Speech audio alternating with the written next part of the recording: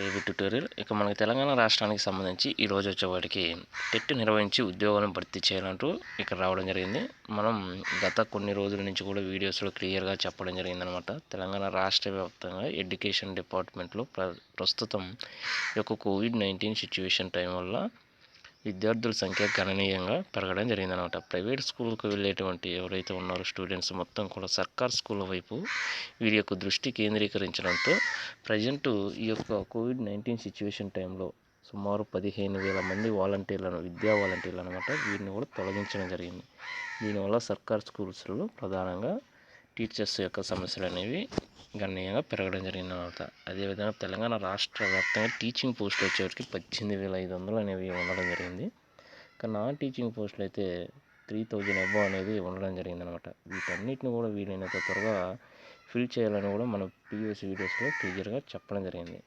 అయితే ఇక్కడ వచ్చేప్పటికి ప్రధానంగా టీచర్ జాబ్స్ మనం సాధించాలంటే డిఎస్సి డిస్ట్రిక్ట్ సెలక్షన్ కమిటీ ద్వారా నిర్వహించేవన్నమాట ఇవి టీచర్ పోస్టులు. వీటిలో మనం ఈ ఎగ్జామ్ రాయాలంటే ముందుగా దీనికి సంబంధించి టీచర్ ఎలిజిబిలిటీ టెస్ట్ అనమాట. టెట్ అనేది క్వాలిఫై అవ్వాలన్నమాట కంపల్సరీగా. ఈ యొక్క టెట్ అనేది దీనికి సంబంధించి కూడా ఈ యొక్క సమస్యల గురించి కూడా మనం ప్రీవియస్ వీడియోస్లో తెలపడం జరిగింది.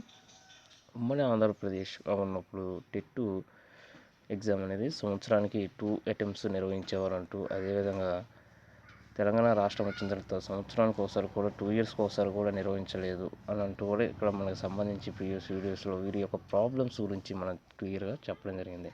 అయితే ఈ ఎగ్జామ్స్ మనం ముఖ్యంగా రాయాలంటే దీనికి టెట్ అనేది క్వాలిఫై అయితేనే. టెట్ నిర్వహించకుండా వీరు డిఎస్సి ఎలా కండక్ట్ చేస్తారు, ఇక్కడ మనకు వచ్చినటువంటి క్వశ్చన్ అనమాట.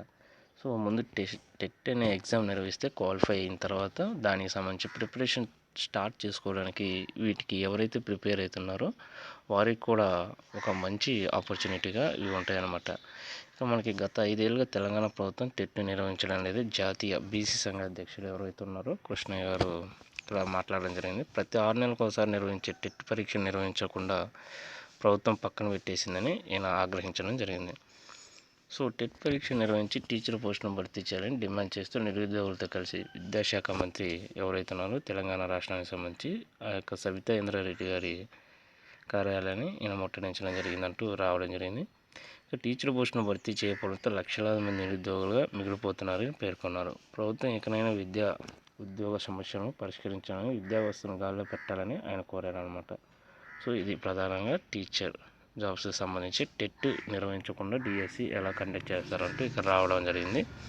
ఇక బీసీ సంఘ అధ్యక్షులు, జాతీయ బీసీ సంఘ అధ్యక్షులు అనమాట కృష్ణయ్య గారు మాట్లాడడం జరిగింది. ఇదనమాట ఈరోజు ఉన్న అప్డేటు. ఇలాంటి మరిన్ని అప్డేట్స్ కోసం ఈ యొక్క ఛానల్ని లైక్ చేయండి, షేర్ చేయండి, సబ్స్క్రైబ్ చేయండి. Thank you.